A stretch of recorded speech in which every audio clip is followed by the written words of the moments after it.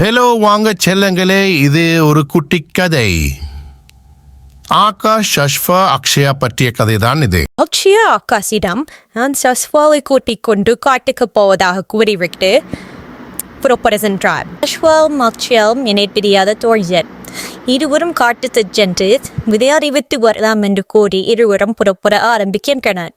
Hello ஷஷ்வா, இந்த காட்டை பற்றி நான் உனக்கு மாரி விஷயம் சொல்லி தருவா. எனக்கு அப்பா சொல்லி தந்தாரு, என் அண்ணாவும் சொல்லி தந்தாரு. சொல்லுங்க அக்ஷயா. ஆமாம், நானும் நிறைய கேள்விப்பட்டு தான் இருக்கிறேன். அதாவது இந்த காட்டில் ட்ரகன் வருவதாகவும் அந்த ட்ரகன் எல்லாரையும் பயமுறுத்துவதும் நான் கேள்விப்பட்டேன். அது உண்மைதான்னு நான் நினைக்கிறேன். இதோ பாரத சின்னதல நீங்க எந்த காக்கை இருப்பது கூடாது. உடனடியே வீட்டு சென்று விடுதல். இது பயங்கரமான காடு. அவ்வாறு கூறியவுடன் ஷஷ்வாவும் அக்ஷயாவும் உடனே வீட்டு திரும்பி ஒரு பட்டோடினர்.